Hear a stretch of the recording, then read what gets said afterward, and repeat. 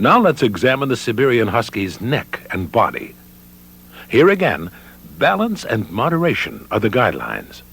The neck is medium in length, arched and carried proudly erect as the dog stands at attention. See how the neck blends gradually into the shoulders. When the dog is trotting, the neck is extended so that the head is carried slightly forward. This neck, however, appears too short and thick, which is a fault. The head seems almost to sit on the shoulders.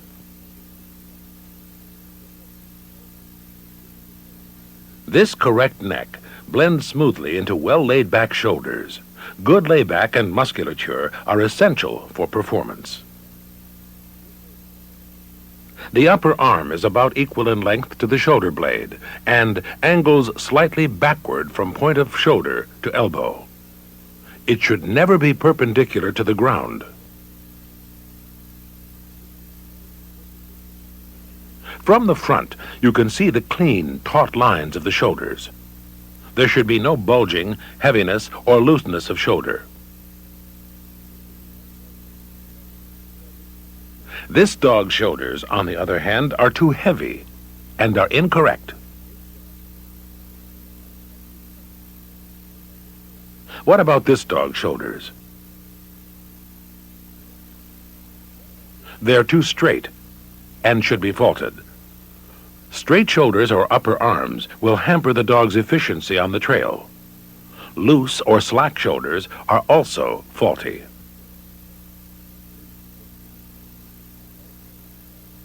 The chest is deep and strong. The deepest point should be just behind and level with the elbow.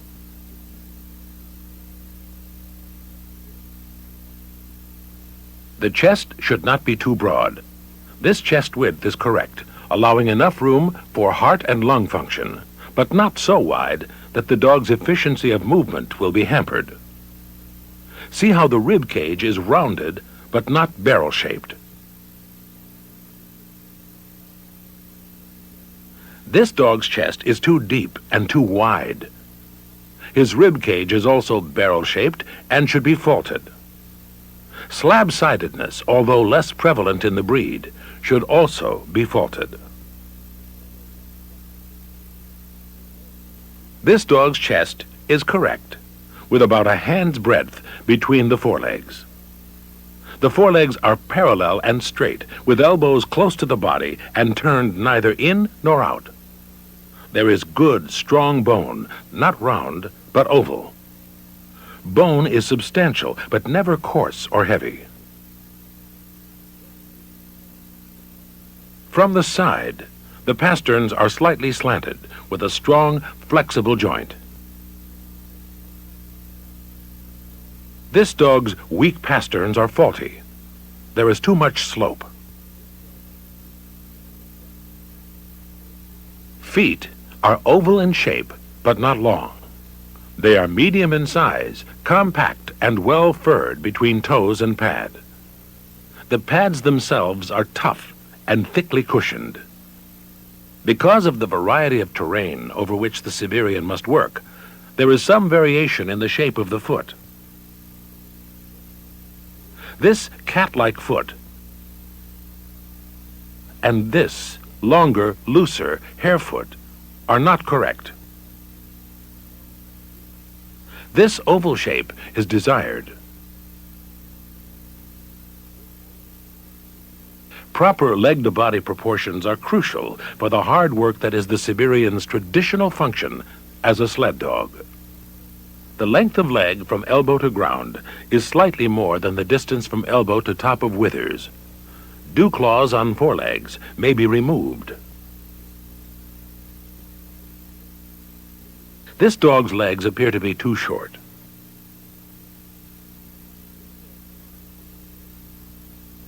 The Siberian's body is characterized by a straight, strong back with a level top line from withers to croup. It is of medium length, neither too cobby nor slack from excessive length. Note, too, the slight tuck-up. The Siberian Husky should be somewhat rectangular in appearance, with the distance from point of shoulder to end of pelvis being slightly longer than the distance from withers to ground. The loin is taut and lean, with strong muscling. Muscling over the loin should never give the impression of a roached back, seen here. This bitch's excessive length of back and loin contribute to the weak top line seen here. What about this dog's top line? It's sloping rather than level and is also incorrect.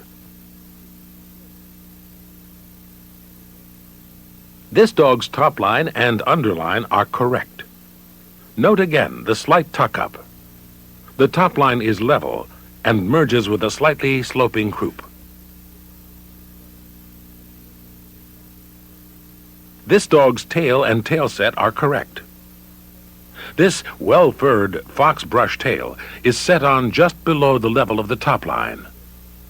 The fox brush-shaped tail of the Siberian Husky is one of the most cherished characteristics and serves a useful purpose. It is used as a rudder when he works, and it serves to cover the dog's nose as he rests and protects him against the cold. The tail is usually carried in a graceful sickle curve over the back. The tail does not curl to either side of the body, nor does it snap flat against the back. The hair on the top, sides, and bottom of the tail is of medium length, giving it the appearance of a round brush. How would you evaluate this dog's tail? It's set too low due to a steep croup. This flat croup with high set tail is also incorrect. And this tail is too tightly curled and should be severely faulted. A trailing tail like this is normal for the Siberian when he is working or in repose. In the show ring, the dog may gait with his tail either trailing or curved gracefully over the back. Either tail carriage in these circumstances is equally correct. When the dog is standing, the tail may be up or down. The hindquarters should exhibit well-muscled, powerful thighs like these. The stifles are well bent, and the hock joints are well defined and set low to the ground. From the rear, the hind legs are moderately spaced and parallel. The feet should point straight ahead. Muscling is extremely important in a working dog, and judges should feel for it in the ring. These sickle hocks are incorrect. The lack of flexion at the hock, best seen when the dog is moving, can be a severe problem when it comes to a long day's work. This is faulty. These cow hocks are equally faulty. This dog is too straight in stifle. This dog has correct rear angulation. See how the hocks are on a line just behind the point of buttocks. Note that dew claws on rear legs must be removed.